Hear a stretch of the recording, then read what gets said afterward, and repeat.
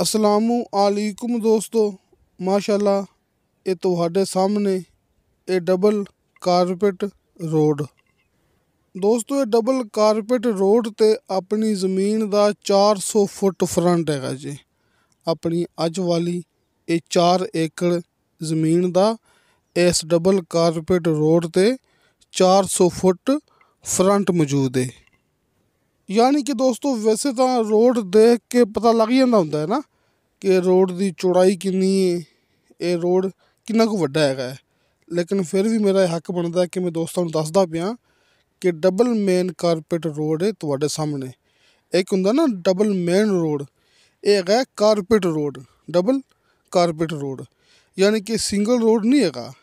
Double carpet road उस जगह तो हुंदे ने जिहड़ा कि दो बड़े शहरों नूं आपस दे विच मिलांदा होवे या फिर रनवे नूं यानी कि डबल मेन रोडां नूं आपस दे विच मिलांदा होवे।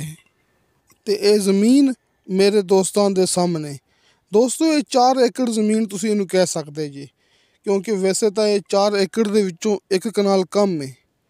जिवें कि मेरे दोस्तों नूं पता है कि रावलपिंडी ये चकवाल समेत कई इलाके ऐसे हैगे ने जिथे गिनती हुंदी है कनाल दे हिसाब नाल।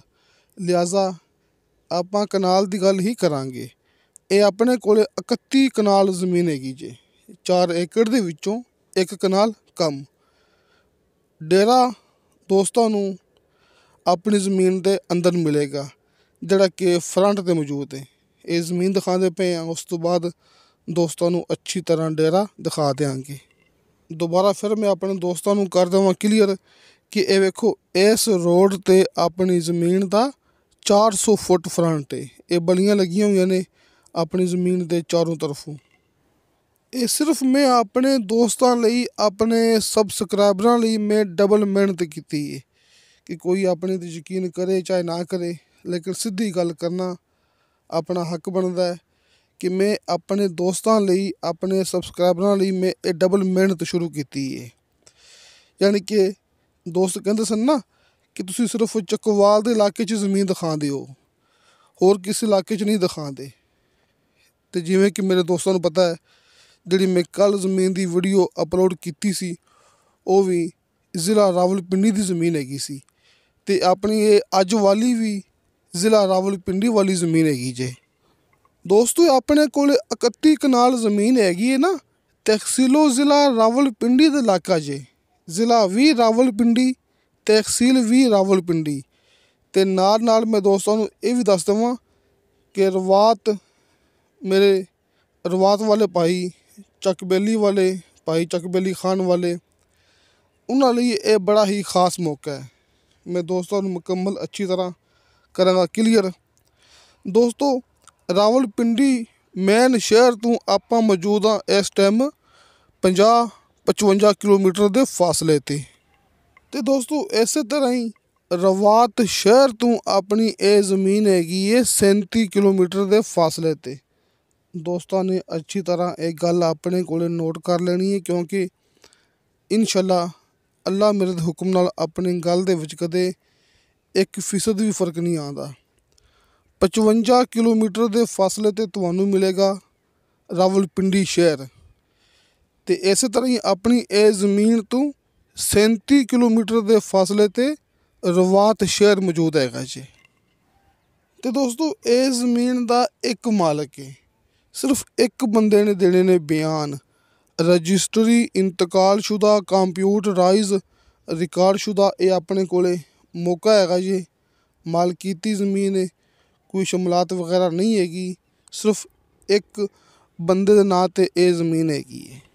ते बाकी मैं अपने दोस्तों नूं हर वीडियो दे विच गल करदा हुन्ना कि दोस्तों भावें वो चकवाल होवे ते भावें वो रावलपिंडी होवे, हल्के फुल्के बयाने ते तुहानूं मिलेगा मुकम्मल ज़मीन का कब्जा। चाहे ज़मीन जितनी भी होवे, कि चाहे 4 एकड़ होवे चाहे 4 मुरब्बे होवे, हल्के फुल्के बयाने ते तुहानूं दोस्तां नूं मिलेगा मुकम्मल दी मुकम्मल ज़मीन का कब्जा। जदों तुसीं दोस्त अपने वालों फुल मुतमिन हो जाओगे तो फिर ज़मीन तुहाडे नाम ट्रांसफ़र हो जाएगी। तो दोस्तों ज़मीन दे विच कोई ओला नहीं हुंदा जी। ये तुहाडे सामने माशाल्लाह ये डेरा ਤੇ ਉੱਪਰ ਬੜੀ ਪਾਣੀ ਵਾਲੀ ਟੈਂਕੀ। ਇਹ ਹਰ ਇੱਕ ਚੀਜ਼ ਮੇਰੇ ਦੋਸਤਾਂ ਦੇ ਸਾਹਮਣੇ। ਡੇਰਾ ਤੁਹਾਡੇ ਸਾਹਮਣੇ ਮੌਜੂਦ ਹੈ ਤੇ ਪਾਣੀ ਵਾਲੀ ਬੜੀ ਟੈਂਕੀ ਤੁਹਾਡੇ ਸਾਹਮਣੇ ਮੌਜੂਦ ਹੈ। ਇਸ ਤੋਂ ਇਲਾਵਾ ਦੋਸਤੋ ਆਪਣੀ ਜ਼ਮੀਨ ਦੇ ਵਿੱਚ ਇੱਕ ਬੋਰ ਵੀ ਹੈਗਾ ਜੇ।